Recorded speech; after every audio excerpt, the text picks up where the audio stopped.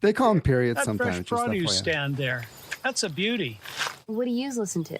My favorite murder podcast. Taggart and Torrance podcast. The produce stand. Fucking sexy. It's Thirsty Thursday, and that means we are once again hanging out at the Produce Stand, a podcast covering everything in the universe and adjacent.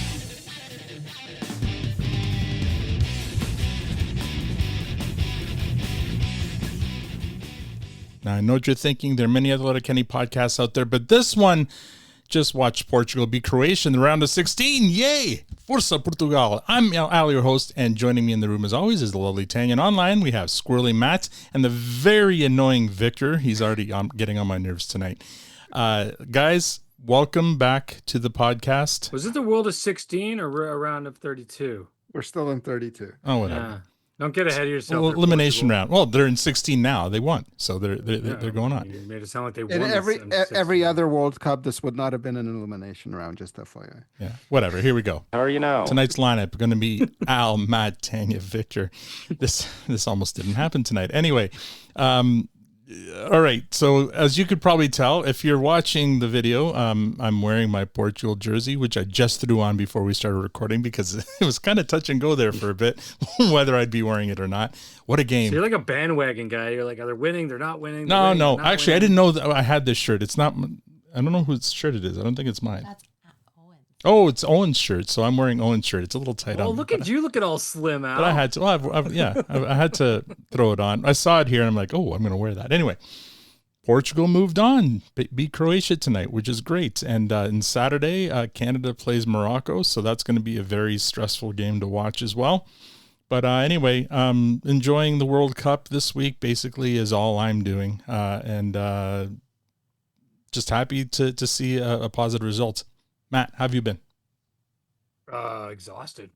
It's been a hell of a fucking week. Actually, haven't worked since Monday. I've taken a few days to just recoup. We've been so much fucking going on. This Airbnb thing has been building up. It's about ready to go. We're about ready to kick it off. Just in time for all the tourists to leave. Exactly, to leave, right? They're all gonna fuck off, or maybe some will stick around. Mm-hmm. But I'm actually quite, I'm quite happy with how it's all turned out. We had our renter finally, not the right word. Our renter and good friend of ours move out officially on Tuesday, I think it was, which was sad because it was an end of an era. That's one of Jen's best friends. Sure. She's lived with him in some capacity for, I think, 25 years. Like they've been in each other's world for so long. So it was a somber note, but it immediately had to jump into overdrive and start getting the space ready because that is definitely a revenue that we need to supplement. So, but I think it's been kind of fun, and as we kind of getting it more and more and looking at the place now, we're like, this looks like a place if I rented. I know I'm a little biased, but I feel like I'd arrive and go, this looks nice. So that's exciting.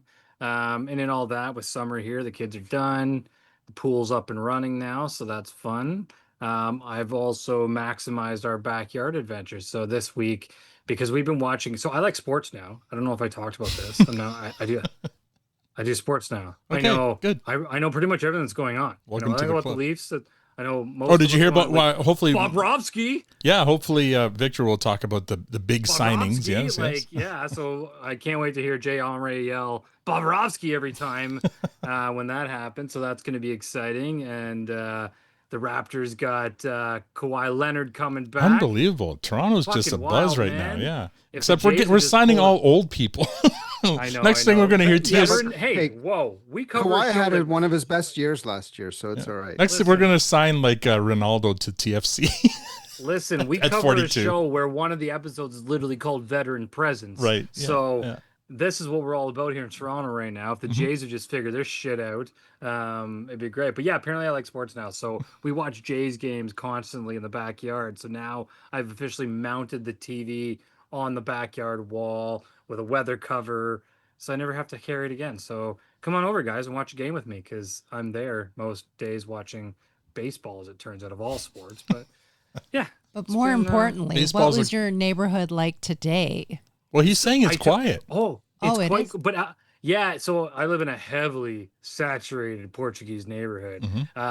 It's quiet. But Al made a good point. He thinks that every Portuguese person in the province is downtown right now. They're all which on is College probably- Street. Yeah, it's except for probably me. accurate. Yeah. Yeah.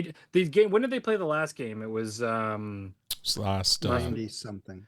last Saturday. 2000. No, last Saturday. No, what? Last Saturday, you idiot. Oh, I thought you meant like before the World Cup. No. But my neighbor. No, because they played an exhibition game. It was here, last Saturday. The reason I know is because 2009. Tanya went to the Portuguese Cultural Center Saturday, Lord. and they were watching the game down there, and she got an eyeful of like what it's like to be. There was a moment where the other team had scored a goal. Goal to gore. A gore. They got a gore, stroke? you know, and it ended up not counting. But the woman, her face, her hands went to her face, and her face went this like.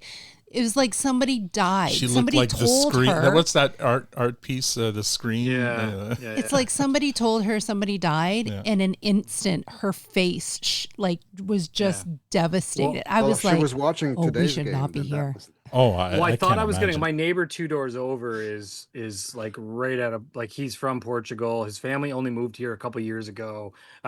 They had at that game they had about 50 people in their yard, and I knew they were all there because at the beginning of the game they all in unison sang the national anthem.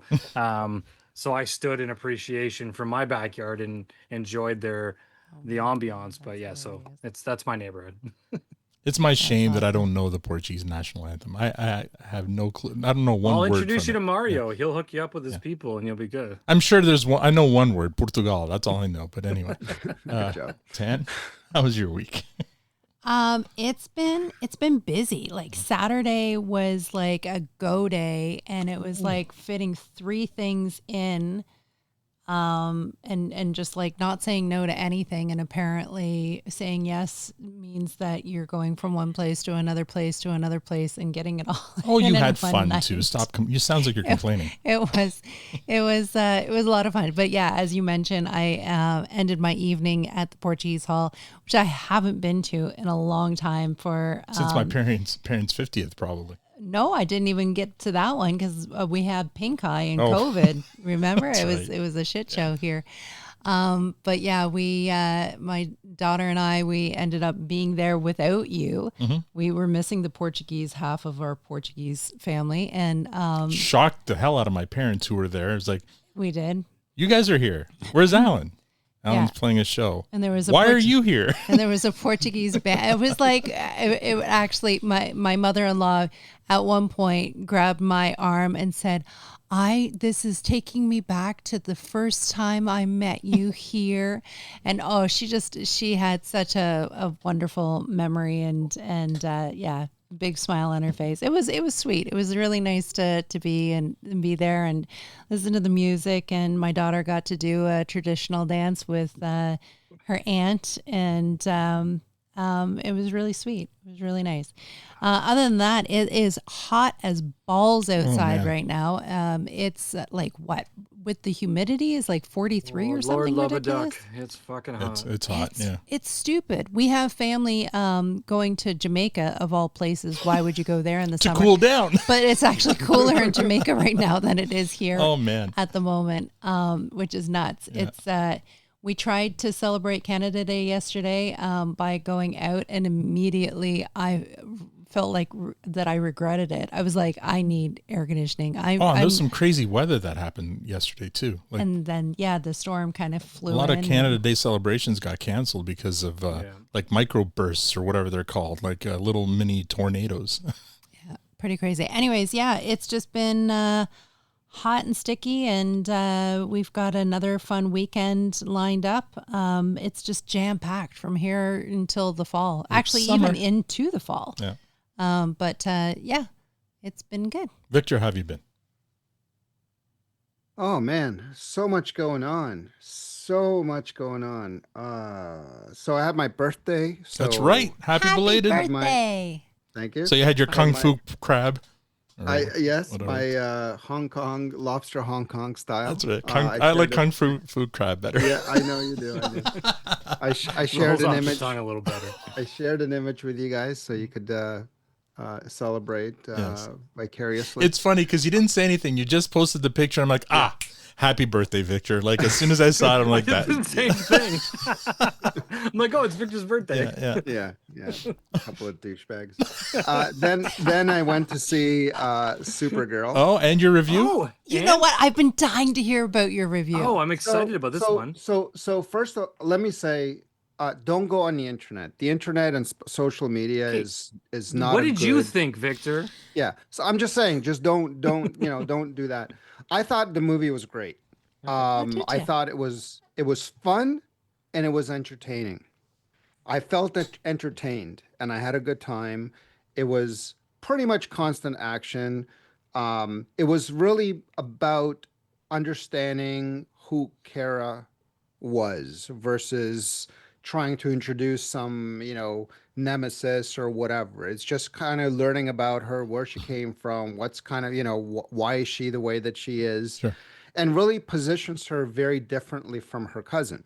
Right, because every live action Supergirl you've ever seen would have been just a girl version of Clark Kent. Right.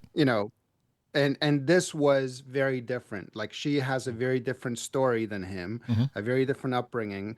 And, she lived in this isolated city, Argo City, that's kind of survived when Krypton blew up. And so she grew up in this city that's slowly dying and everybody around her is dying. And then she ends up being the only survivor. And then she gets shipped out to Earth as a grown-up, not like a baby. So she has a completely different view of the world. Or the universe in this case. And so she's very different. And so you see that character arc in the story where she's like, just trying to figure herself out, runs into this kind of kid that also went through a traumatic situation, who's a fantastic actor, by the way. So she played this girl, 13-year-old girl, Ruthie, and she was fantastic. And then, together they kind of team up. And I'm not going to put any spoilers out there because I think you should go and watch it and enjoy it. But all I'm going to tell you is that it's a fun movie. Is it the best, movie superhero? No, absolutely not. Like there's a lot of rough things about it, but it's fun. It didn't get the same budget as Superman, let's say. Things that I would change. I would give it a slightly brighter color. It's a little dark. It's supposed to be dark, but I would still find a way to kind of brighten up a bit. And That's strange because James Gunn is usually the more bright. It's not his. He wasn't the director, right? Oh, he wasn't. No, he wasn't. I thought he was. He wrote it then. He did not write it. Oh no. It was written by female author who doesn't have a lot on her resume, but so she did pretty good. She actually did the script for the older Supergirl, Sasha Calle, who was in the Snyderverse. You would have seen her in the Flash movie. And Anna Nogueira. Yeah, Anna Nogueira. Yeah, that's who the writer of this one is, and the director was not James Gunn. So together they did a good job. They made a good movie. It's totally bombing in the theaters. Like it's not. That's too bad. Yeah, it's too bad, but it's not a big deal. Like people try, oh, that's the end of the Gunn universe. No, it's not. It's like he's literally filming Superman 2 right now. He's got Clayface coming out he's got that the looks Lantern fucked series. up. Yeah, that looks crazy. The Lantern series is going to be incredible. It's basically True Detective except with superheroes. So he's people need to just settle down. And season 2 of Creature Commandos is coming out. And if for anybody that hasn't seen season 1, it's only 6 episodes. You're already used to it because we have 6 episodes in our universe.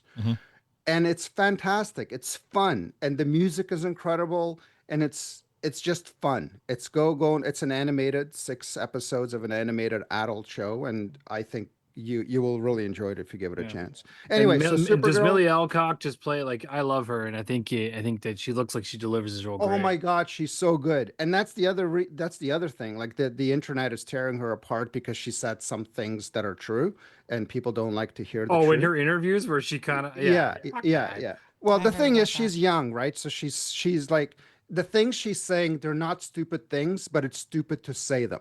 You Yeah, know what I mean? yeah, Like why are you trying to create controversy about a movie yeah. that's about But to that come shouldn't. out? That should. I mean, it's sad we're in a world where like simple things like that to completely taint people's view on the movie as well. It's like Yeah, no, but she's I don't fantastic. think as stupid as it is, like I don't think that's the reason the movie is bombing. The Yeah. movie is not bombing because of things that Millie Alcock said. You know what I mean? Sadly, I will say, and I'm really excited to see this. I'm not gonna lie, I'm not a big DC fan, but I actually really liked the Superman movie that James Gunn did. I was excited for this. Yeah. With a female lead, they often struggle, and it's so unfortunate because there's been Yeah. some really fantastic ones, but Be, there has also been a bad track record of things like Captain Marvel, which I'm yeah. right. I loved her, Listen, but it was not a fantastic movie. I'm gonna And say it. It's controversial. I'm gonna say it anyway, right? These movies are made for they're sorry. The movies that the people that go see superhero movies are men. They're not yeah, women, right? So it's going to be a very small. As much as the Hollywood wants to make movies for girls and for yeah, women, it does. Their superhero movies, comic book movies are for. And the problem with that scenario is that 50% of those men are going to be right-minded. Right. And if you say anything that's demasculating to them, Mhm. yeah, or if you have a movie that's quote unquote a girl boss movie. By the way, yeah, Supergirl is a girl boss, so yeah. that's not a woke thing. That's not a a left No. thing. And It's I like just that it looks like she's edgy and awesome, and yeah, I'm yeah, excited to see it. and there's nothing. And by the way, and my son hates when I say it this way because he thinks the whole thing is ridiculous. But I don't think that there's anything woke in the movie, unless you think that girl bosses are woke, which is stupid. If that's Which what is you think, ridiculous. Yeah. that means you're stupid. There's nothing, and there's no virtue signaling in this movie. It's just Yeah. there's no agenda. There's no gender swapping. There's no race swapping. There's none of that. It's just a good Yeah. superhero movie, no virtue signaling. But the 50% of men that go to see this movie can't handle it. They Yep. can't handle I a believe girl, it. I'm with you. Like, and it's really right? unfortunate. Yeah, and that's and so that's the problem, and whatever. And they don't like James Gunn because he's left leaning and all that kind of stuff. So you have to put all that shit aside and just go. Do I want to go? Do I want to be entertained? Do I want to see a good movie? Do I want to see a fantastic actress? Mhm. She was great, but Ruthie again, Ruthie. The girl, I forget her name, but the girl who played Ruthie, she was so good. Like I hope this movie gives her more roles because Mhm. she's fantastic. And of course, Lobo. Oh, he's completely unnecessary, but how great that he was in the movie. Like, oh, and I'll say one final thing. I know I've been going on forever about this. Yeah. So the other thing that people have an issue with this movie is that they think that it's an adaptation of Women of Tomorrow. And Women of Tomorrow it's a story. It's a Supergirl story that a lot of people love. I think it's okay. I'm not like a big fan of that story, but whatever. But it's not an adaptation. It is based on, it is inspired by. So it's not exactly like the comic. In the comic, there's a super horse, there's no Lobo, the ending is a little bit different. It's so people are basically these super nerds are complaining that, oh well, you changed this and you changed that, you didn't understand the story. Yes, it's not a remake of the story, it's different. Mhm. It's inspired by, and enjoy it. Stop being so stupid and just go and enjoy it. So that's it. That's all I'll say about Supergirl. On to the Leafs. Oh my There's more. God. Okay. It took a year. It took a year for our previous GM, Mhm. Brad, Mhm. stupid Brad, to make one trade. On day one, Chaika made 8 trades or 8 moves, 8 significant moves on July 1st. And it's fantastic. I think there's one move that people are having an issue with, which is Robertson getting him out for a 4th round pick. But the reality is it was getting rid of a salary. We need the cap space for Bobrovsky and so on. So it is fine. We got Bluger. We got a bunch of good players. We got probably the best right-handed defenseman we've ever had on this team that nobody knows anything about, Radish. And I think that's people are going to be shocked and amazed that we have this fantastic player. We got Paul, who sank us in the playoffs when he was on Tampa Bay. There's a lot of fun things to be excited about, and we're not even done. We still need to get Riley out of town. Who knows what we're going to get for him? And Knives might be traded. We're not finished yet. it's going to be a fun season with McKenna joining the team. So that's the Jays and or the Leafs. The Jays, we don't talk about the Jays. And the soccer. Oh my God, it's been so much fun watching all these games. Football. And Whatever. today's game that just before the podcast, I thought we'd have to delay because we're going to be going into overtime. But Penalto did it again. And you know, he's the lesser Ronaldo. He's the mid Ronaldo. He's not the real Ronaldo. The real Ronaldo is played in Brazil, who won 2 World Cups for his nation. Cristiano, we're still waiting. We're still waiting. Al, I'm sorry. I don't know what to tell you. I can't believe they tied the game in, what is it, like 17 minutes into overtime? Or what do they call it? Extra time, yeah. Extra time. And they took it back. They took it back. He was They said clearly he was offside. I said it right away. He's offside. He was offside, but Yes. the ball touched a Portuguese. He touched the Portuguese before, Hey, and they Don't said touch the "Oh, Portuguese. They it was- looked at it the was- replay and they said it was I offside. know it wasn't he was offside, but the Absolutely. offside should By have a been mile. nulled and Like null there were and 2 void. other It should have been goals null. called back in that game that were offside Yeah. that were like negligible. Yeah, that yeah. one there was not. He was Of all the goals that were scored, Croatia scored more goals than Portugal today. Let's just say that. Yet they didn't advance. but So oh well. But anyway, I have nothing against Portugal. I think it's going to be fun. Yeah. I'm looking forward to Brazil. That's my team, not including Canada. So we'll see what happens. Okay. But so much fun, and I'll stop it. Do you have any thoughts on Kawhi Leonard resigning? No. Oh my God, Kawhi Leonard. You know what? Our listeners we are have going to turn nothing us to off. lose. We gave up nothing. We gave up nothing. We gave up a guy named Dick, which is, so that's so we don't get to say that anymore. And Ingram, who did absolutely nothing for us in the playoffs. That's not So, true. Ingram was a he good didn't- player. He didn't. Yeah, and he was an all-star during the regular season and useless in the playoffs. And I'd rather have Kawhi. If we get 2 years of great Kawhi and nothing else, that's fine. I'll take it. Manage him again like we did last time. Him and Barnes. Who knows? It's a good team. We'll see. We'll see what happens. But I have no issues with that trade. In basketball, the second rounds don't mean anything. The draft picks in the second round, even late round 1 draft picks, they don't mean anything. So I have no issues with the trade. I think Okay. it's great. Let's move on, shall we? That was all for Matt because Matt is into sports now. No, I know. I right? love sports. Yeah. Sportish now. Here we go. But you skipped right Previously over baseball. on Letterkenny. No, we don't talk about baseball. When we last met, we recapped and reviewed the first half of part 2 of Keep Your Head Up, Kid. This week, we're finishing off our coverage of Keep Your Head Up, Kid, the Don Cherry story. Are you guys all ready? Have you done Yes. Have you done your homework? I just did it. Yes. Victor, have you done your homework? It did, but I don't remember. It was so long ago. All right. Well, and Tanya's done her homework. I know because we did it together, and she's hands free right now on her phone. But here we go. Well, don't bore us. Get to the chorus. Let me share my Yeah, where did screen. Tanya go? She's listening. She's just dealing with something upstairs right now.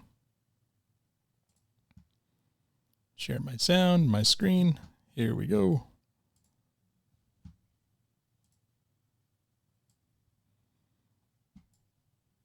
All right. When we left off last time, Rose and Don had just received the horrible news that Tim was in kidney failure due to a viral infection that he didn't have long to live unless he could find a donor.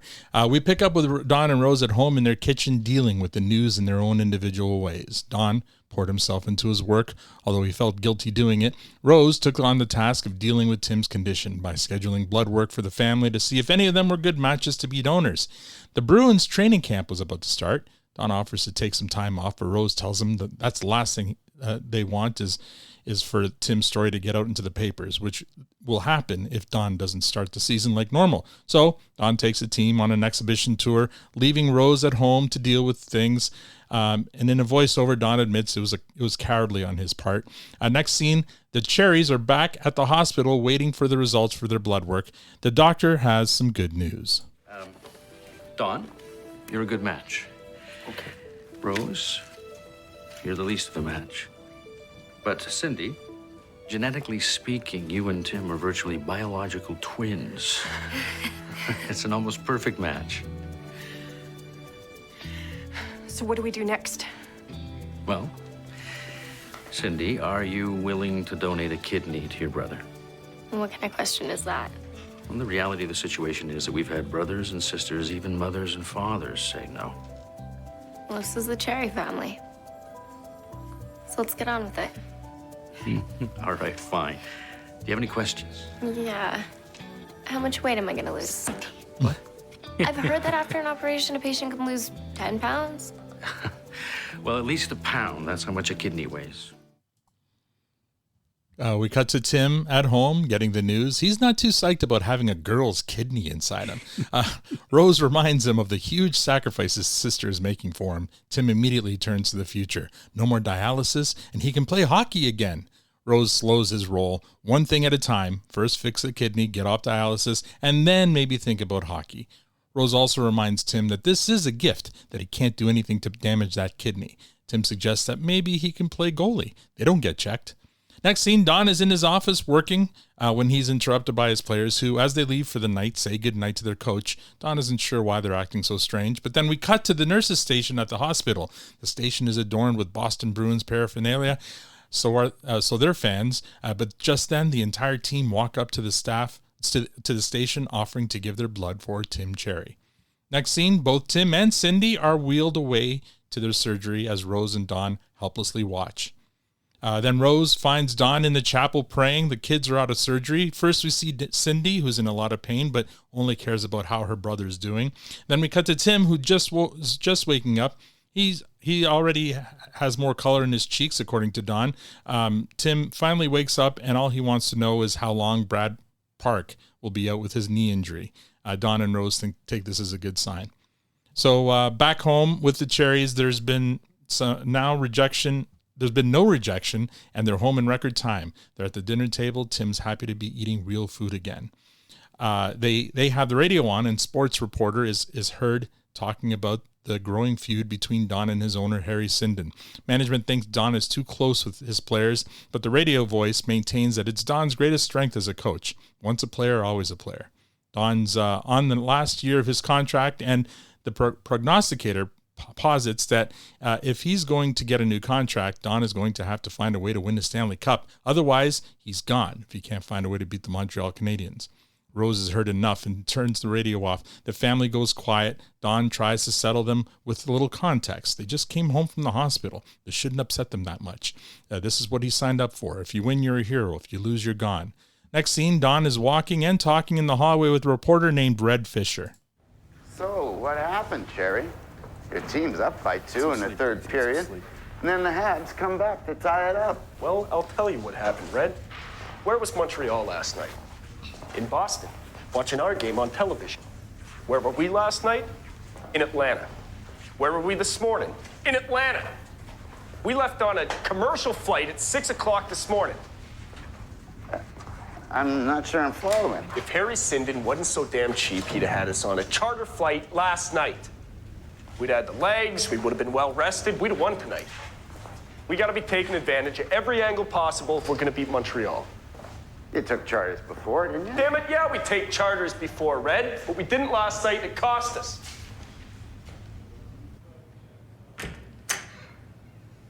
Harry. Harry, Grape says that if you weren't so cheap and got a charter last night, you would have won tonight. Did you say that? That was the final nail. Harry and I didn't talk after that. Yeah, I did, Harry.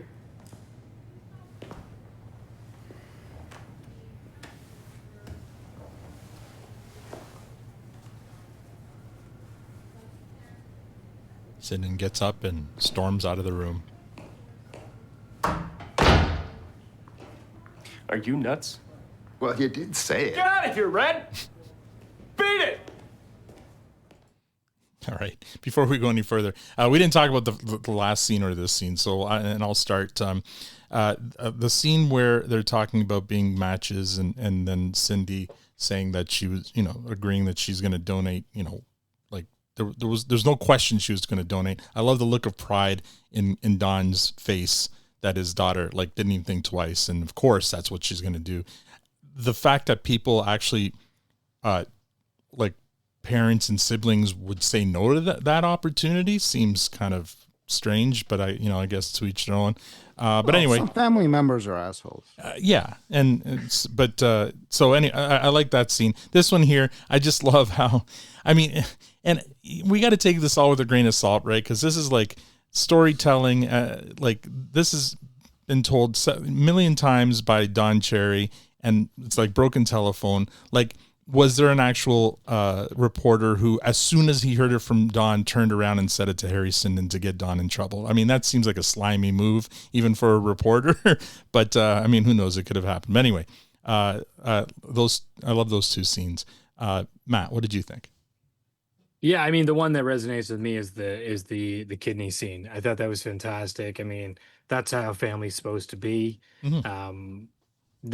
It's so funny enough, my kids haven't been watching this with me, but I mentioned I just got this under the wire watching this second half. So my two older boys were in the car with that scene happened, and wait, you watched it in the car? Were you driving and watching? No, I was not driving. I promise I was not driving. I was parked. My son was about to start soccer. That was a whole different ordeal. Okay. But I couldn't get the damn link to work. So while we were waiting for his thing to start, we were catching up, and that scene happened. And even my older son's like obviously, I'm like, yeah, I hope so. Yeah, that's how it should be. And it's crazy, like you said, that there are families that wouldn't. And I don't know, there are some messed up family situations. Sure, I understand that. But I loved even more so that right after, where the team all walks in and they're all ready to give blood, and that shows the community that exists in his world, and the love that it carries across, not just home life, but into his career and how close he is with the team. So and showed how much he was loved by moment. his players, right? And that rubbed Sinden the wrong way, but his players actually really loved him. And they even had that one scene that I didn't talk about, but where he falls asleep on the trainer's table while the players go out to practice, and when they come back, they see him sleeping, so they keep quiet. Yeah. Tan, you didn't see the scenes, but no, I did. Okay, I had them on my phone. Mm-hmm. It was super powerful. I was saying to Alan before we watched it that I wasn't looking forward to it, because even though I know Tim is okay and everything is fine, it was that worry of, it's just so heartbreaking, to see kids in a state of being vulnerable and being in a situation where they have to deal with their health and that kind of situation. I think they did a really great job, and the fact that they were showing Don's way of going through the process of it, and Rose, and how what she had to go through and do. I thought it was shown really well. And Victor?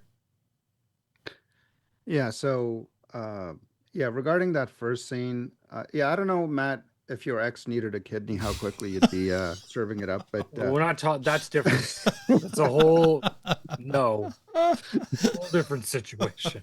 Anyway, we are not compatible.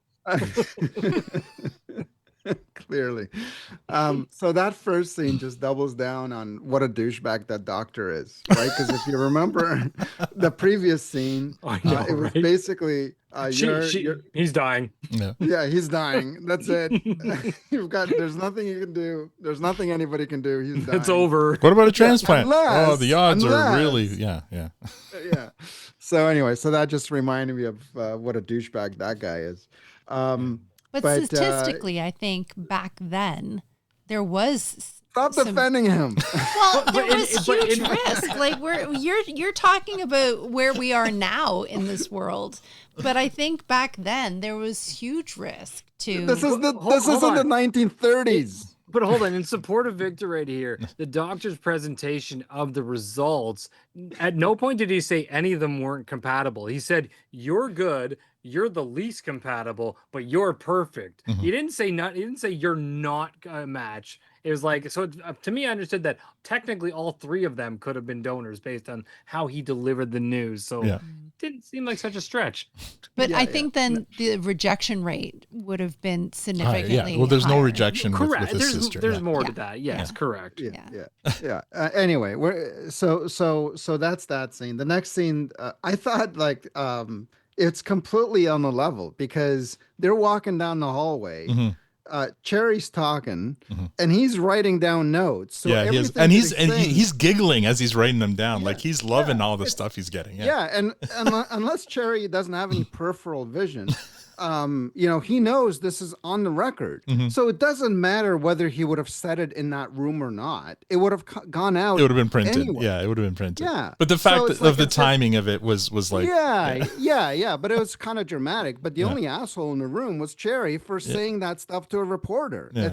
It wasn't Red's fault. I think that was meant to show how naive and inexperienced Cherry was with the media still, right? Exactly. Yeah. I think he gets better, right? But yeah.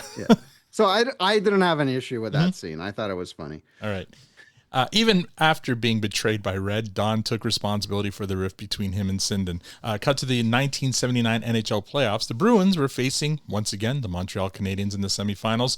Whomever won would face the New York Rangers for the Cup. Boston hadn't lost a game in New York in 3 years, but they needed to get past Montreal first. The series began, and Boston was quickly 2 games down on Montreal. Don needed to rally his team. Everybody thinks we're done, eh? No, everybody's counting us out. Boys, I don't care if we're down 2-0. I guarantee you, we'll be back in Montreal for Game 7. I guarantee you.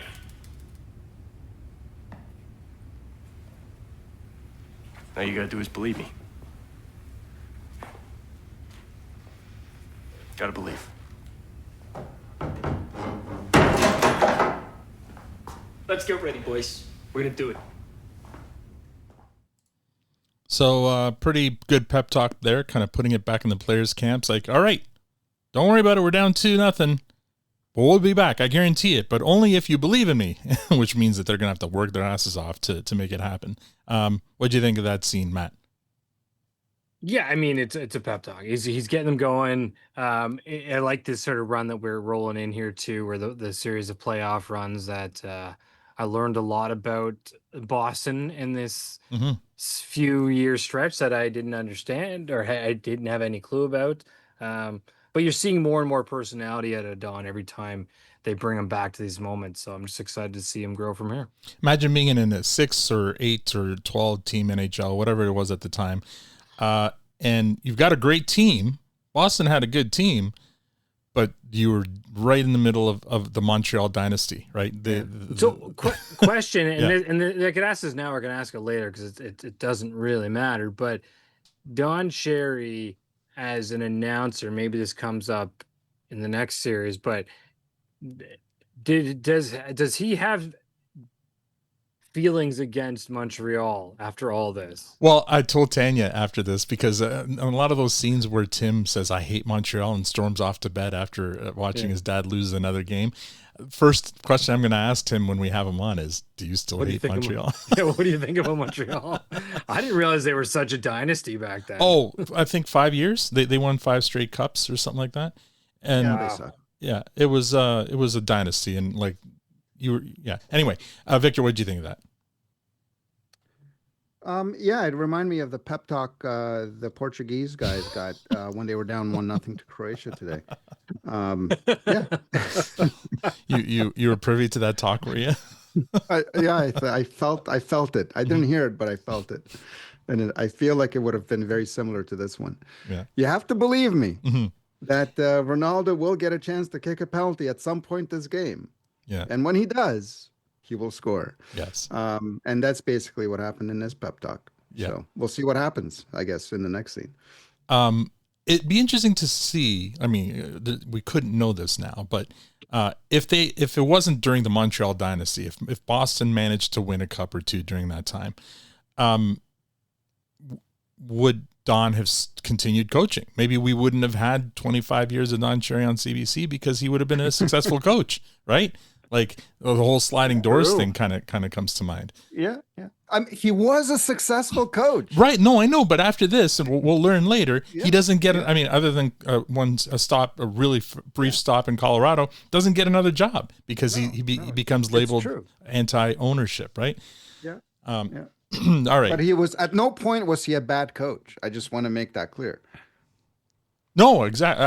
I agree with you. But the fact is that he couldn't get another coaching job because it was the NHL was small. Like nowadays, he would have gotten fucking 12 chances after, right? Because it would have been any number of teams would have taken a chance on him, right? But back then, when there was only so many teams, hell, with Babcock coming back, if he was 20 years younger, Don Cherry would be coaching right now. I think. Exactly, yeah. Or Tortorella. Like, how many times has Tortorella gotten a job? I mean, yeah. Anyway, crazy. We cut to Don walking and discussing strategy with Blue, his dog. They've lost the last 2 years with Gary Cheevers in net, so Don is thinking about going with Rod Gilbert instead, even though he hasn't started in almost 3 months.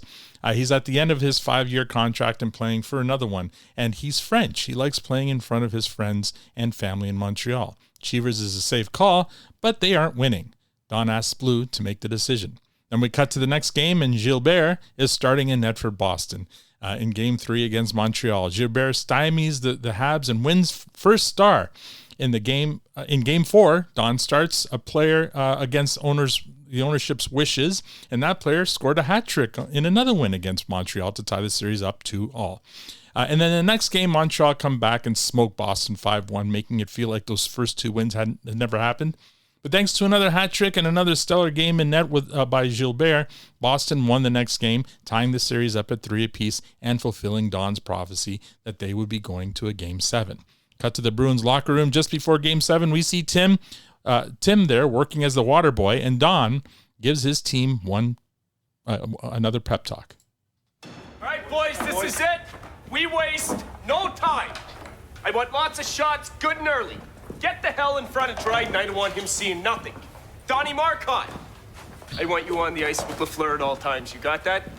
Wherever he goes, you follow. He goes to pisser, you go. All right? Everybody got that? Donnie Marcotte on the ice with Lafleur at all times. No change from the last 6 games. Oh, boy, I'd love a win tonight. Damn it. Let's go!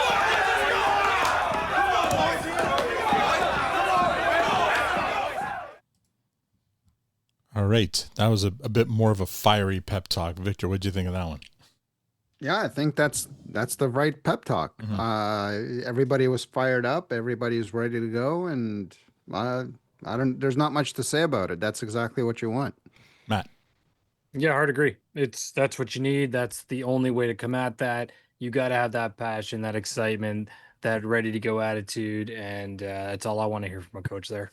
There's a key point there. There's a key point there that we need to pay attention to, and that's he assigns Don Marcotte to shadow Guy Lafleur. Guy Lafleur being the best scorer on Montreal's side and a legendary player. We're joined by Tanya again. Did you see that? I did. Okay. I did. Sorry. What did you think of that pep talk? Yeah, it was much better than his earlier pep talk, which was, we're just going to come back and we're going to be here in Game 7. Yeah. And then that was it. There was very little talking. So this one was a little bit more, robust and kind of more signature Don style. Yeah. I would be remiss if I didn't mention our friend Michelle. She's on the live stream, and she's a big Montreal Canadiens fan, and she remembers that series very well. Those series very well. She said it was a glorious series, and they won 4 in a row, not 5. You're getting a blue I spatula. love you, Michelle, but you're getting a spatula right now. And apparently Guy Lafleur was nicknamed Le Démon Blonde. Is that right? The flower of yogurts? What? I don't understand that. Anyway, please explain, Michelle.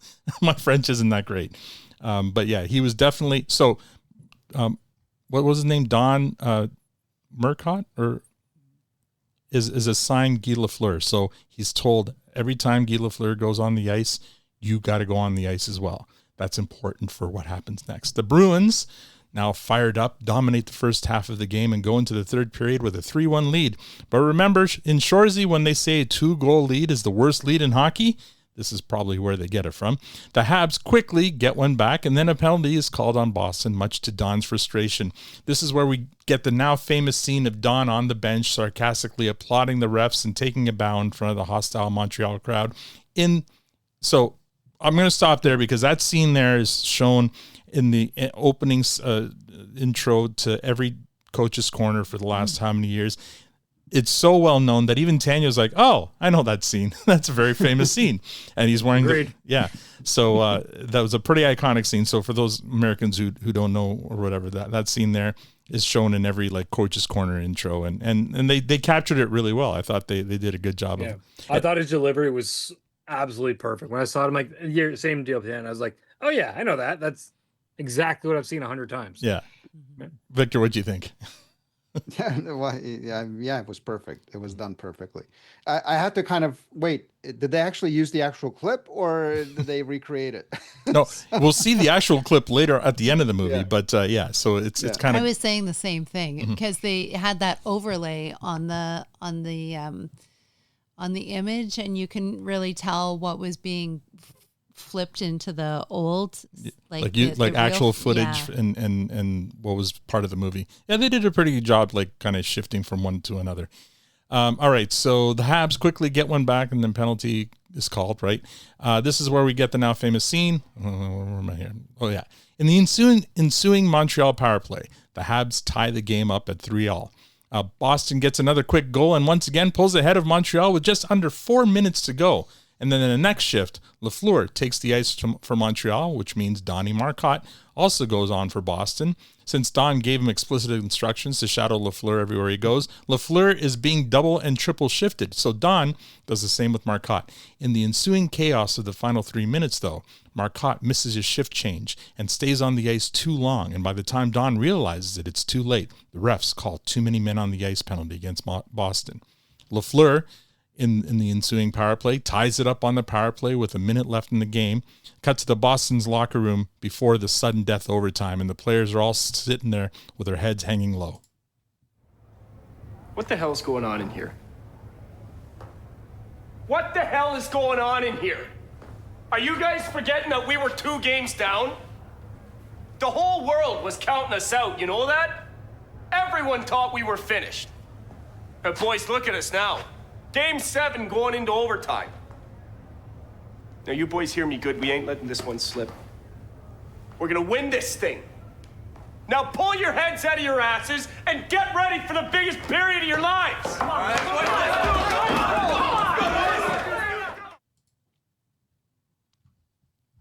The Bruins start the overtime with a flurry of shots on Montreal goaltender Ken Dryden, but he stops them all. But then the momentum changes in Montreal's favor, and they come back with chance after chance on Gilbert. Gilbert puts up a good fight, but in the end, Montreal scores the winner, and once again, Boston loses to Montreal in the playoffs. After the game in the locker room, Don addresses his players. They did their best, and he was proud of them. Then he grabbed a milk crate and walked out onto the hallway and steps on the milk crate to address the press. He can't bring himself to say anything, so he just motions for a question. You know that if you played Gilbert in net at the start, you would have won the series. My aunt had balls, she'd be my uncle. Whose fault was the too many men on the ice penalty? I read, I'm the captain of this shit by,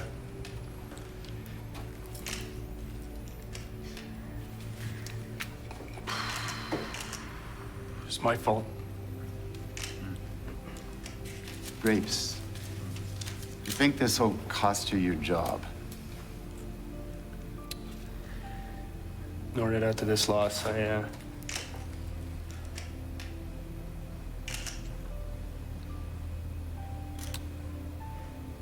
can't even think about that right now, guys. Give us a few minutes, I'll let you in. All right. Matt, thoughts? On all of that, so the too many men, I actually would like that scene. Even I understood that, and I thought they delivered that really well because there was a really good shot of right as it was happening, where you see an extra skate touch the ice. Yeah, and they cut away, and I'm like, oh, oh, is this really happening? Mhm. And then you see his face and the whole get off, like, it was like, that's heartbreaking, right? Mhm. It's something in the chaos of the moment. You got to feel for any team that occurs to, but I respect the taking it on that part.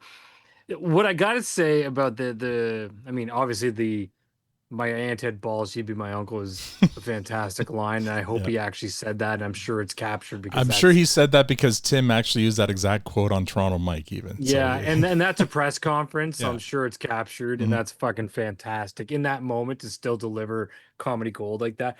But man, this always reminds me when I see shit like this is that reporters are fucking ruthless, man. Like, especially in those days. oh, do you think you're gonna lose your job? Like, come on. Yeah. And Oh, so my it's favorite weird, is, like, if you had started Gilbert at the beginning, you would have won they're the just series. Yeah. fucking So, scavengers. was there a man. question in that? Yeah. Oh, so I know, and just to make it personal for a brief moment, like, I think I've talked before at one point, television was sort of a route I was heading, and I Mhm. did news briefly, and there was some really fun aspects to it, but when you got into some aspects, it felt so invasive and so disgusting, and some of the things they were asking you to do or be a part of, Oh, and so I hated it. prime example, Canada's last win at the World Cup. This got a lot of play, Oh, and yeah. when it happened, I thought that the exact same thing. I thought, what? Why are you asking him this question? So Eustachio is the Canadian player who scores the winner for Canada, and in the in the interview after the game, the reporter mentions that he lost his mom and his dad, like, unprompted, in the last couple of years, and how he felt about that or whatever, which makes Eustachio like break up and cry during the interview. And so many people, and my first is like, why the fuck did you ask him that? Like, and so many people online were like, why the fuck would he ask him that? That's such a manipulative question, right? Yeah. It turns out, like, zoom out, there's context here that's missing.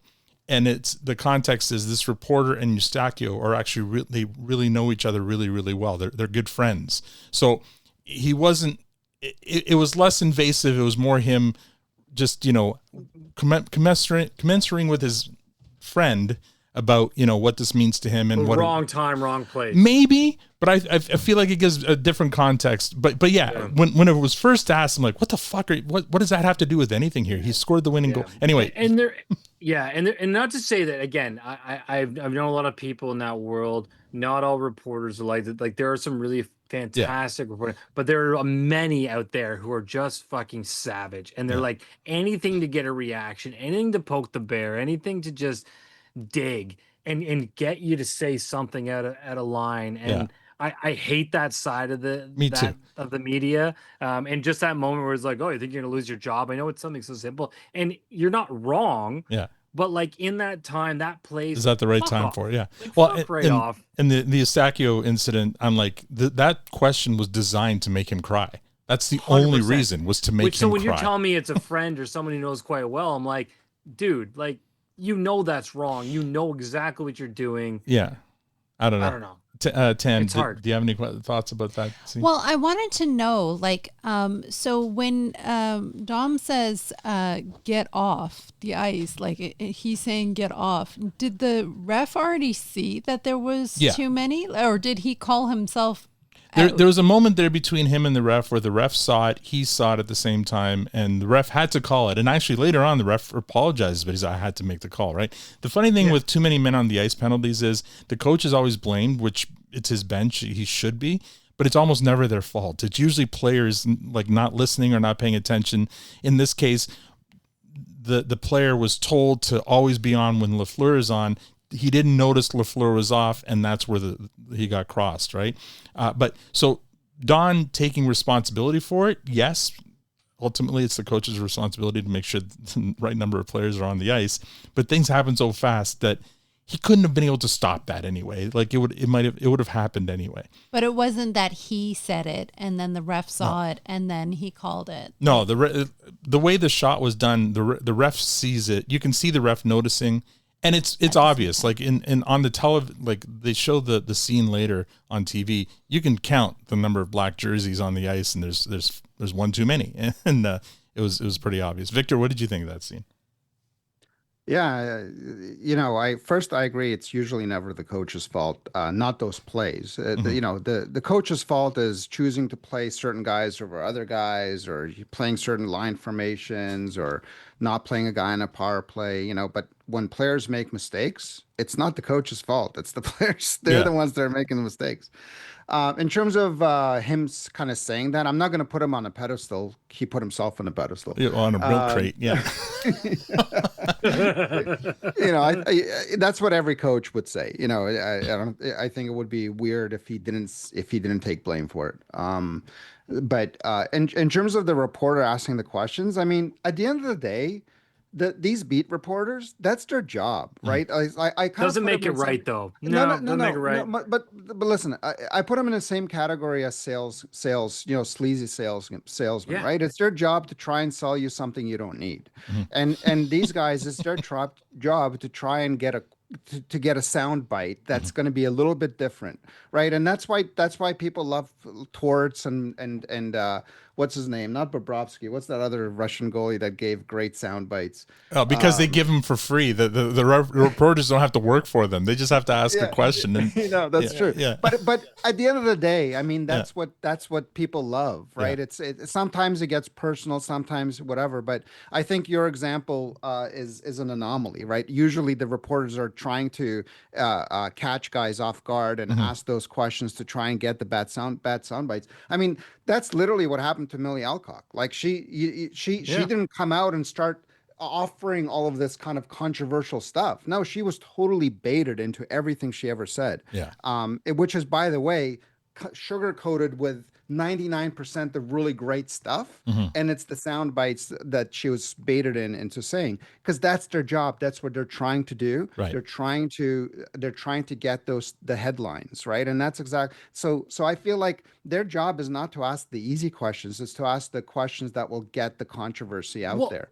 Yeah, so there's easy questions, there's the hard questions, and then there's the degenerate questions, the one that you're going out of your way to just you're digging, and that's the kind of shit I hate. I don't mind the hard questions, the ones that really, even if it catches them off guard, it's a real legitimate concern. That's why people hate Steve Simmons, right? I mean, like that's the kind of stuff that he does. But at the end of the day, he's media love him. Media love them. Yeah. So there you go. All right. Later on, we see Tim and Don coming home after the loss. Rose waiting with a beer for Don and some words of comfort. It wasn't his fault, but it was his fault. Cut to Don clearing out his office in Boston, and predictably, he wasn't re-signed as a coach. And then we cut to a year later. After Boston, Don spent a year coaching the Colorado Rockies. They were a last-place team when he started, and they were a last-place team when he finished. He couldn't help them improve. So during those playoffs, Don was invited to be a guest commentator for the CBC during the playoffs. And after the playoffs, we see Don having coffee with Ralph Mellanby from Hockey Night in Canada. Mellanby, who's a producer at Hockey Night in Canada, complimented Don on his work as a commentator during the playoff. The audience really responded to him. Production note there: Mellanby is the guy that Don yells at in the first movie. If you're not going to show that fight, you better not show that fight. And he's the guy who's looking at Don going, "This guy's crazy." So I think Don got his attention back then, and Mellanby liked him. So Mellanby told Don that he burned a lot of bridges as a coach of the Bruins, and he thinks Don would be terrific on TV. He offers Don that if he doesn't get a job coaching, he thinks Don would be a fine color commentator with Danny Gallivan. Don agrees, as long as he doesn't have to wear any of those ugly blue blazers. And by the way, back then, CBC sports anchors had to wear powder blue blazers, which were indeed ugly. The phone never rang for Don to coach, so he decided to give the color commentary a chance. Cut to Don sitting with Danny Gallivan, about to do his first game. We're moments away from the start of the third period in this Game 7 of the Stanley Cup Final between the Philadelphia Flyers and the New York Islanders. With me is guest commentator Don Cherry. Don, a tough season in Denver, only 19 wins, but in the end, you were let go. We had the makings of a good team, we did. We just need a goaltender, A nice enough guy, just had a small problem with pucks. So this was another conflict with management? I'm not saying nothing. But Blue wants you to know, It's tough to fly like an eagle when you're mixed in with a bunch of turkeys. I ain't talking about the players. So what will you remember most about this season? But you know, it'd be last game of the year. Beat Pittsburgh 5-0, had a sellout crowd in a snowstorm. You believe that? Well, those guys really showed up that night. Well, you come to the fights and watch a Rockies game break out. Yeah, that's what they said in Colorado. That was the expression. All right, Colorado. that scene was actually the scene of Don doing the commentary during the playoffs. That Mellenby took notice of him. So let's talk about that scene. That's kind of one we kind of start seeing a little bit of Don talking about using Blue as kids, do what Blue says, you should do, and all that stuff. Like he went with that shtick well into his later career on Hockey Night in Canada. Victor, what did you think of that scene? Yeah, I thought it was fantastic. Yeah. You get to see the origins of Coach's Corner there, and where he's being very polite and at the same time saying a lot of very controversial things. Yeah. That probably would not be popular with executives, NHL executives. So he delivered. So Keeso delivered that really, really well.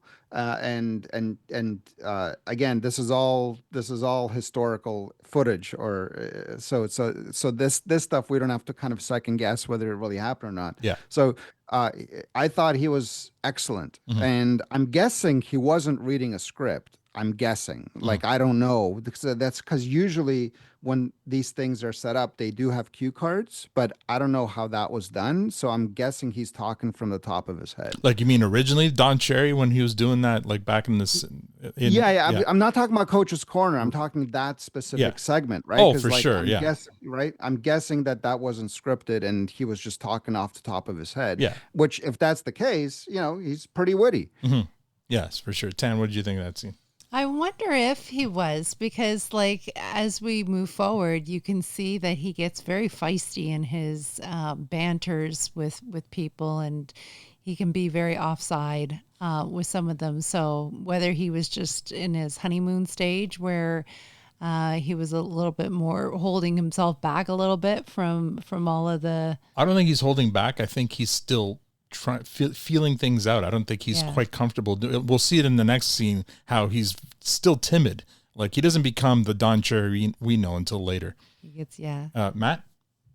Yeah, I mean, you're seeing his confidence start to grow. The growth across the two parts of this series is interesting to watch, and I like the Keeso in the second half far better than the first one. And I know he's playing the role. He's playing very humble, kind of quiet, has an opinion, but doesn't know where to insert it.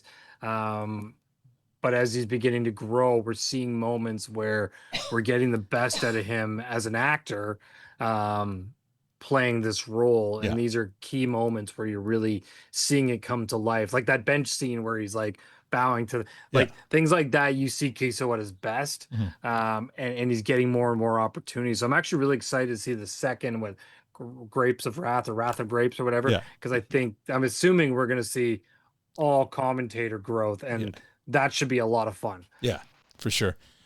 So this next scene here is probably the one I thought I was teeing up with him, with Danny Gallivan, which is ironic considering how much he hated Montreal, and Danny Gallivan is like a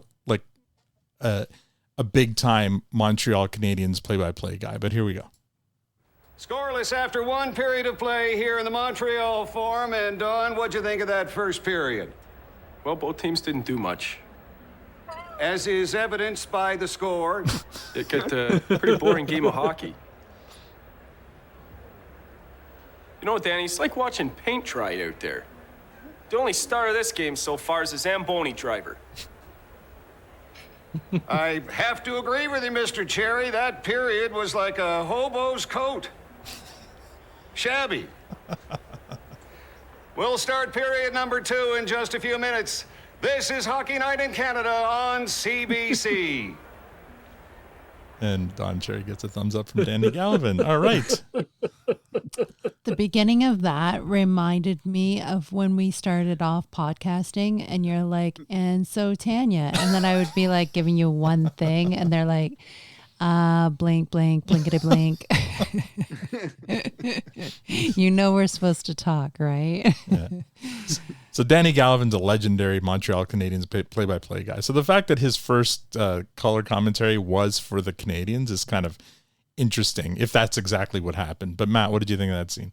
I just find this kind of shit hilarious because you have Cherry who's just being him and he's talking, and then what's the other guy's name? Danny Gallivan. Danny Gallivan, who's like doing that announcer commentator yell at him when they bounce back and forth. Like it feels like it would be the most uncomfortable, least natural conversation possible. Someone's like, "Hey, yeah, there we go," and you're like, "Yeah, I don't know, it was cool, but hey, what?" Like it's fucking weird. Yeah. And that scene I thought was one of the funniest scenes I've seen in a long time. The two of them in those banters. So I like because Cherry obviously gets loud, yes, but in his own way. So it works. Oh, he gets loud in every way style, possible later. But yes, right now. Like I can definitely do the announcer voice, but I think it's hysterical. And it always cracks me up. So Victor, what do you think?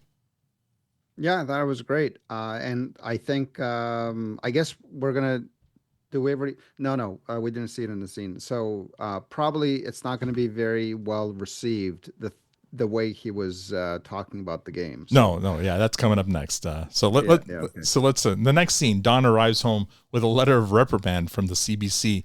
They don't like it when their commentators say the game is boring. You're always something with these guys. Don't say the game's boring. Say the players' names right. Speak English. Did Danny get reprimanded too? I don't know. Game was boring. Yeah, I know. Yeah, so I won't be doing color anymore. They fired ya. Nope, they tried. You know what Ralph Mallenby says? He says if I go, he goes. Yeah, I know. Yeah, so you're going to put me on after the first period now. You're going to do a 7-minute segment, going to be called it Coach's Corner. 7 minutes? Well, that sounds good. After all, like, how much trouble can you get into in 7 minutes? That's what Ralph said. Well, he's right. You know, you only make things worse when you make comments like that. Like the way people react to what you say, it bothers me what they call you in the press. Troglodyte, pinhead, bigot, racist, xenophobic, misogynist, blathering loudmouth. Hell's a troglodyte. Like, I just like to go along in my little old world and have everything just be all nice and hunky-dory. I was on pins and needles every night you played, every night you coached, and now every night you're on the air. Couldn't you tone it down a little? Nope.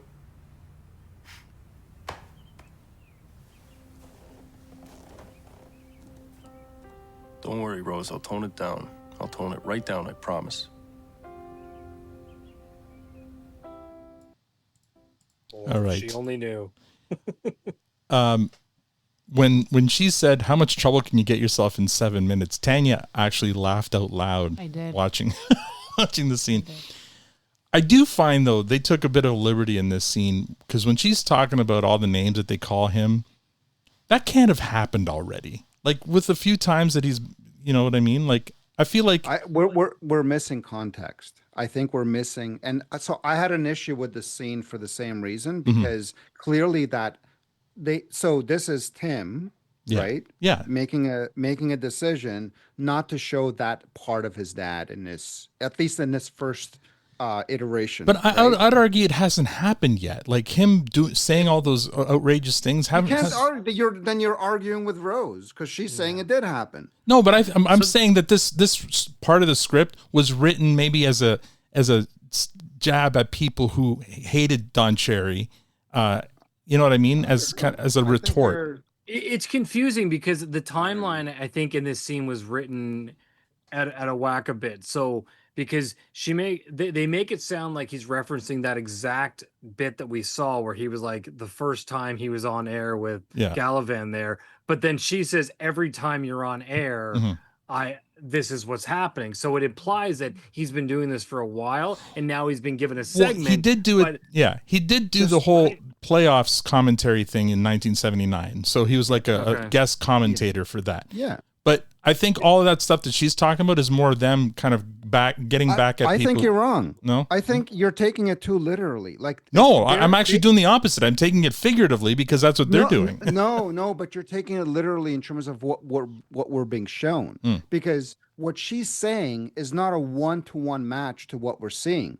They chose to only show us one or two examples of him being on air. But those two examples they showed us were not representative of what she was saying. No, you're right. My point is that comes later. All they had to do was show at least one scene where he's saying something controversial. And they didn't. They chose not to do that. So therefore you're confused, but there's no reason for you to be confused. They just chose not to show us those scenes, but they absolutely happened. I think they were making a Otherwise, statement she with wouldn't that have said scene. it. No, I don't think that happened yet.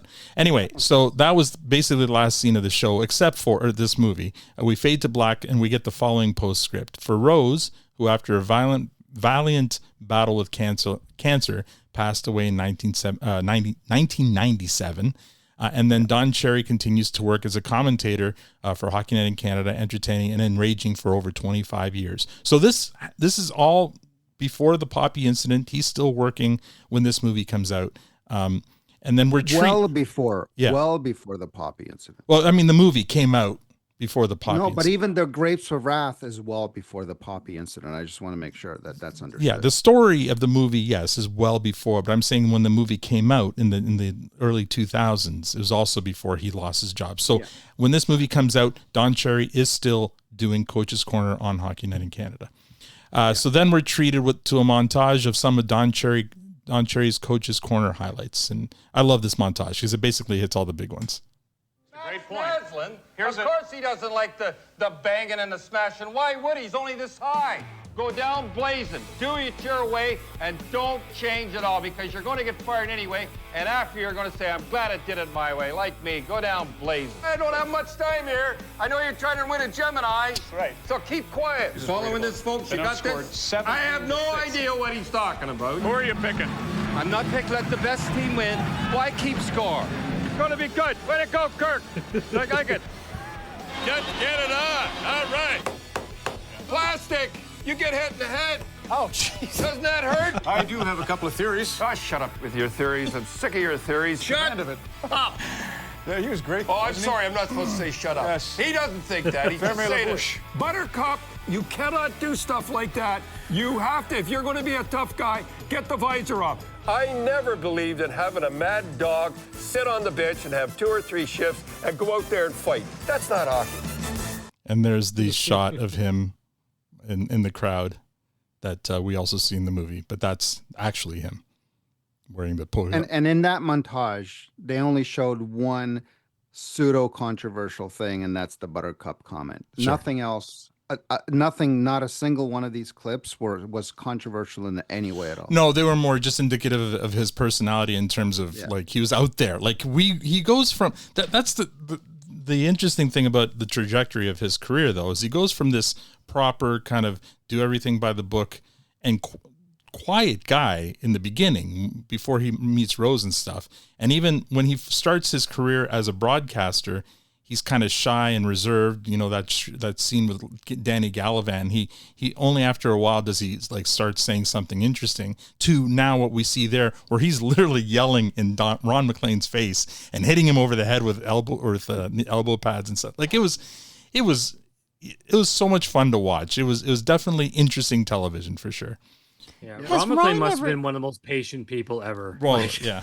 I was just going to say, has Ron ever said how he felt about Oh the yeah, experience? there's been lots of coverage over that. Yeah. And Look, they're friends. what? They're friends.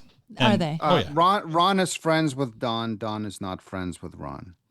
As much as you want to believe that they're friends. Whatever. They're friends. Ron is also 80 plus years old and yeah, they're friends. So, all right. So that's the movie. We're going to do rating, but first, before we do ratings, just overall kind of thoughts over this. And I guess we'll start with this. And I basically said what I thought about. I love seeing the trajectory. I think they captured it really well, where they show this guy going from this well-mannered, maybe not so bright or not media friendly into what he's going to become. He's not quite there yet, but where this movie ends, he's getting there, and we're starting to see little signs of what he's going to become. We've already seen some of the stories we've heard a million times. We've seen his relationship with Blue, and in that last interaction on Hockey Night in Canada, we see him using Blue in his lessons to the kids. Like all this stuff is stuff that we'll see over and over again on Coach's Corner. So I really think it was captured really, really well. Matt, what do you think? Yeah, I mean, we've talked about most of the scenes already. What I liked about this second half here is that it really summed up into 3 sort of key points. 1, his son, the family, the medical issues, and how they all came together through that. 2, the playoff runs, his coaching career and the challenges he had, and him going for that cup that he never got. And then, of course, 3, his intro into commentary. And through that, you see his growth. And it was just a fun watch. So I really enjoyed the trajectory across this second half. There was nothing complicated about it. The timeline moved very quickly, but it was easy to follow because it kept going from playoff to playoff to playoff and then out the other side. So, yeah, great watch. Excited for Grapes. Oh, and just so you guys know, the miniseries was released in 2010, so that's 16 years ago. Don Cherry, the poppy incident that caused Don Cherry to lose his job was in 2019, so 9 years later. Yeah. One other comment before I jump off, just before I forget, when I was watching some of this with my son earlier today, I can't remember what scene it was, but there was some scene, and he made some comment going, "Yeah, man, that like kind of reminds me of Shoresy," and I'm like, "Yeah," I'm like, "What do you mean?" And I thought he understood. I'm like, "That is Shoresy." He's like, "What do you mean?" I'm like, "That's Jared Keeso," and he didn't put that together in the slightest. That's funny. Yeah, and we had a good laugh. I'm like, "Dude, I thought you caught that." He's like, "No, I had no idea. Yeah, he sounds like him." But so anyways, he guess he did a good job to separate the two. All right, Tanya, what did you think of the series? Yeah, I thought it was a great kind of overall recap of his life. We got to, see behind the scenes of his personal life as well as his professional arc and where he started. And I loved seeing the old kind of flashback of how things used to be and in the 70s, and that the fact that they didn't gloss over the lifestyle of how things were. I found this part it kind of went much quicker. Now I know that they can't like continue on and have they would have had to have had multiple movies in order to kind of really dive into anything more, but yeah, this portion of it seemed to have been really quick. Mm-hmm. There was a lot that was captured, and I think it could have been extended, and they could have probably had more of a storyline. But it was a 4-part movie series, so I think they captured quite a bit. Yeah, two-part movie series. We divided into 4 parts, but it was this and Grapes of Wrath are 2. They were 2 years apart. Doesn't matter. It's a 4-part series. Anyway, Victor, what did you think of this? I thought it was a fantastic standalone movie. Mm-hmm. And if you're a hockey fan, it's a must watch because it's a great hockey movie. Okay. All right. It's hold on, Victor. Before you go into, I'm going to support Victor on this one, because if this was intended to be a 4-part out of the gate, they would never have done that wrap-up sequence with Don Cherry at the end of this one. Okay, we'll ask Tim when we have him on. Fair enough, but they wouldn't have done that. They wouldn't have done the whole, he went on to do 25 years. They would have put that at the end of Grapes, not now. Mm-hmm. Just saying. Thank you. Continue, Victor. Thank you. I appreciate that. So again, if you're a hockey fan, it's a must watch. I think it's one of the best hockey movies, to be honest. If you don't really know who Don Cherry was, I think the movie does 2 excellent things. It shows you that he was actually a really good hockey player. And if he didn't get in his own way several times, he actually could have made it. And then he was actually a good coach. And again, if he didn't get in his own way. Well, it's the coach part. You know what? Like, he was he was not just a good coach. He was one of the best coaches, and he won Coach of the Year. Mm-hmm. He just didn't deliver a very good Coach of the Year speech at the award ceremony. And at the end of the day, like, he got in his own way a little bit, but the same way that, the coaches get in their own way these days, but then it doesn't matter. Like, a guy like Torts gets in his own way all the time, and he keeps getting hired. So, you know what I mean? So it's like the times have changed, but he was a great coach. So this movie kind of delivers on those two fronts. It showcases him not just as this kind of doofus old timer guy who says silly things on television, but you get this whole backstory that he was actually a fantastic hockey player. He was a good family guy. He went through these personal traumas with his son, and the daughter gave up her kidney, and Rose, that unfortunately dies young, semi-young, and all that kind of stuff before you even get to Coach's Corner in a sequel that was made, because this one was done so well.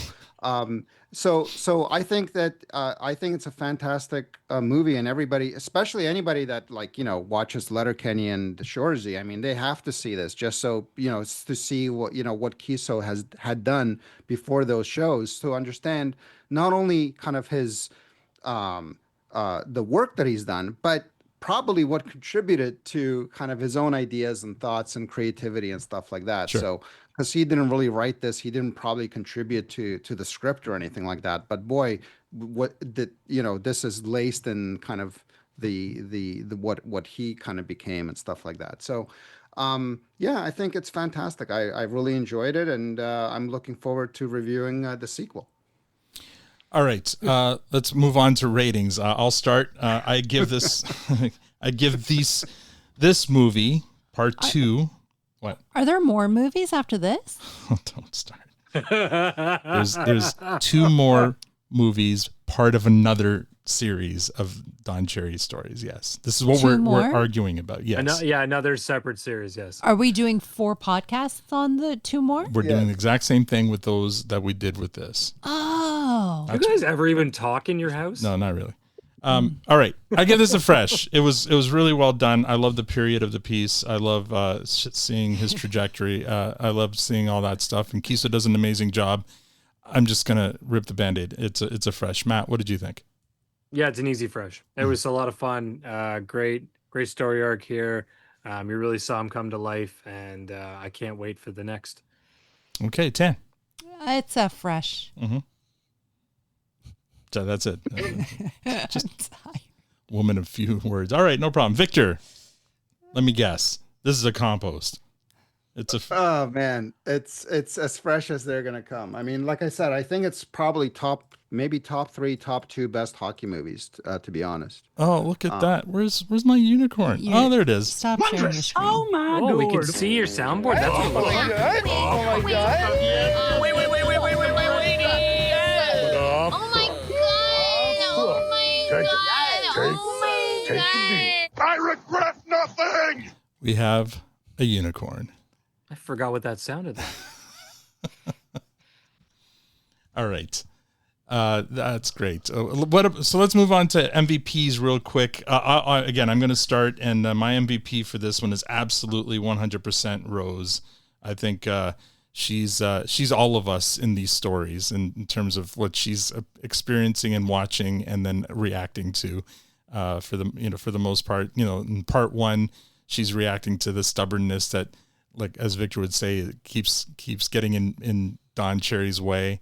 And in this one here, she takes on the burden of running the house and taking care of Tim while Don works. So yes, Rose is absolutely my MVP for this series.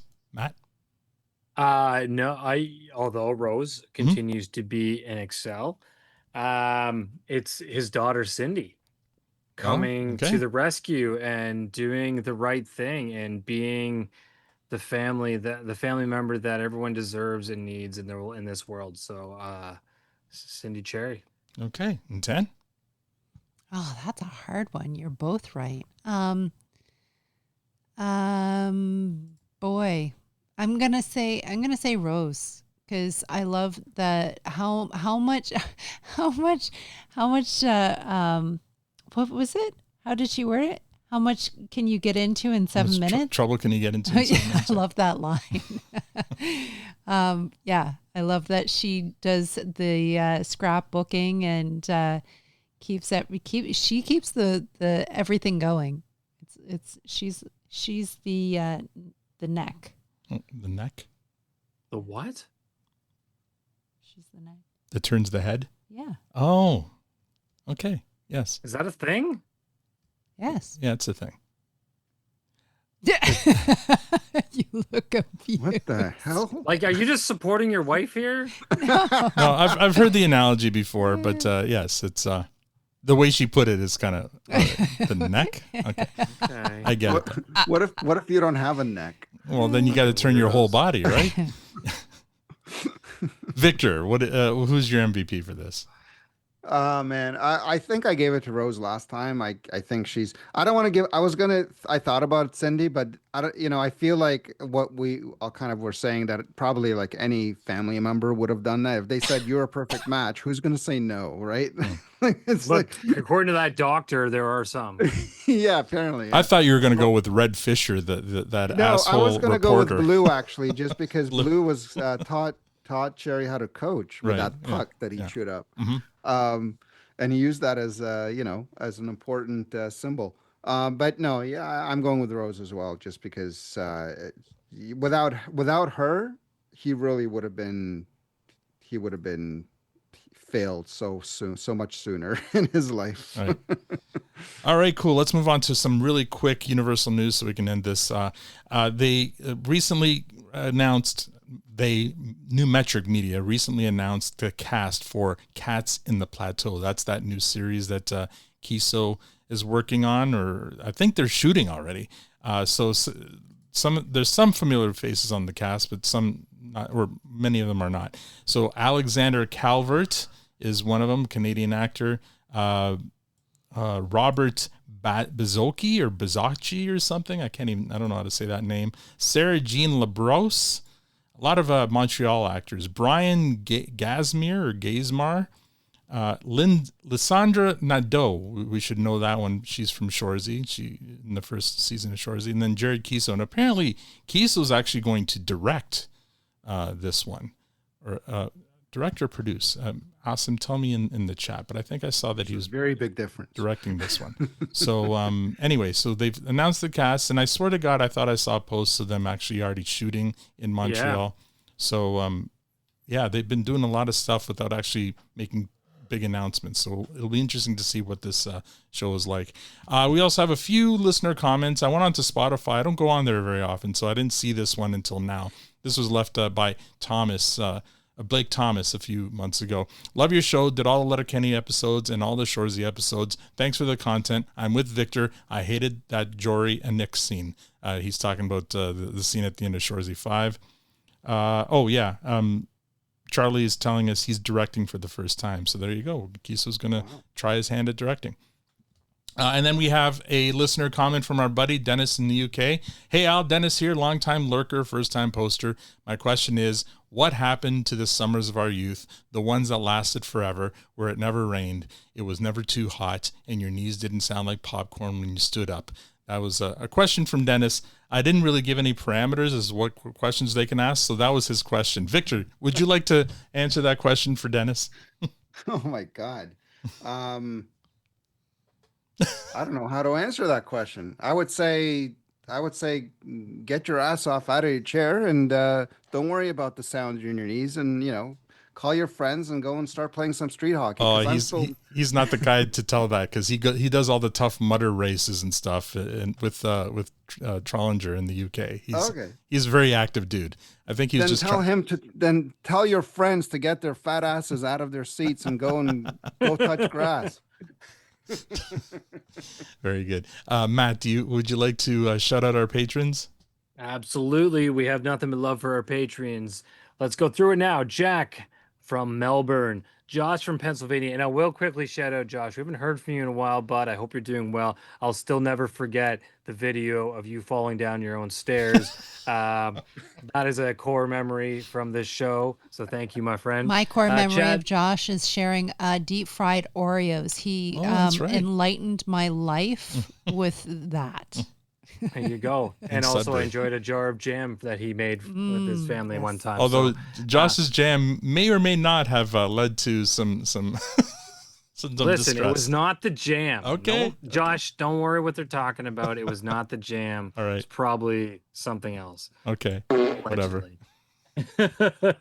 Chad from Minnesota, Adrian from Maine, Awesome from California, Liz from Michigan, Jason in Indianapolis, Justin in the UK, Ryan in Maryland, Matt, aka me, in Toronto. I am a patron of my own show. Michelle from Sudbury, Robbie in Idaho, Mike in New Jersey, Joey from Colorado, Casey in Virginia, Jeff in Maine, Miriam in Toronto, and let's not forget Juan. I know he's next to her, loving as always. Nick in Las Vegas, Aaron in Chicago, Gord in Toronto, Dennis in the UK. There's Dennis we were just talking about. That's right. Jen in Virginia, Noah from upstate New York, Scott from parts unknown. I'm so curious of where that is. I always wanted to go to that place. So, shout out, Scott. Let us know. Yeah, fantastic show though. Bourdain, parts unknown. Cassie in Simcoe, Dennis in Michigan, Sarah in Wisconsin, Casey in North Carolina, Jay in Edmonton, Jeremy from Perth, Catherine from Texas, Tobias from Missouri, PJ from Pennsylvania, Paddle from Rhode Island, Dave in Michigan, Charlie in, come on, Massachusetts. Thank you, sir. And finally, and last but not least, Teresa from Texas. Thank you all for your ongoing support. Amazing. All right. Last, just final comments remain. I'm going to start. I'd really love to hear from anybody who's listened to our coverage of the Don Cherry movies. If you'd never heard of him before, like I'm referring to our American and Australian and UK listeners, maybe you didn't know who he was and you followed along because for whatever reason, let us know what you think of this story. Like we try to explain how famous and how big a deal he was here in Canada. Obviously not as big a deal outside of Canada, although in some northern states they know him. I'd be really interested to know or to hear from folks who'd never heard of him before, didn't know anything about him, but learned about him through watching or listening to our podcast. And I'd love to hear from you guys and tell me what you think. Thanks, guys, for doing this. Next week, we'll start with the next series, the next mini-series, Wrath of Grapes. Part 1 of 4. Yes. Matt.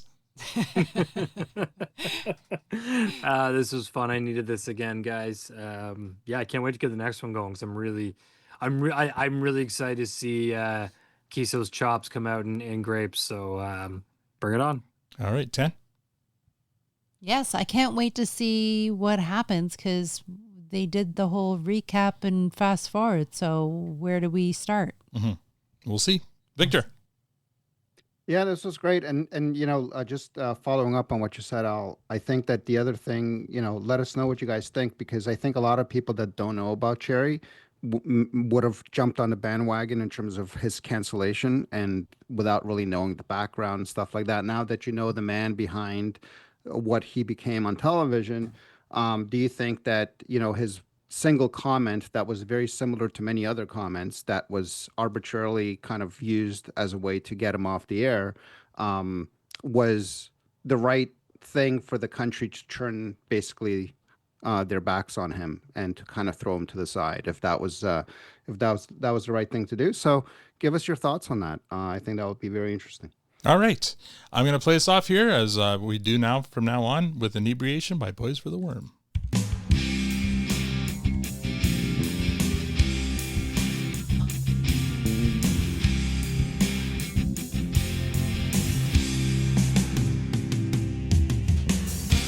That's all we have for this episode. Next week, we begin our coverage of the second Don Cherry miniseries, The Wrath of Grapes, beginning with the first half of part 1. So make sure you do your homework. Until then, if you'd like to support the podcast, become a patron to get a shout out on our episodes. extra content, early access and interviews, and a personal ad-free feed.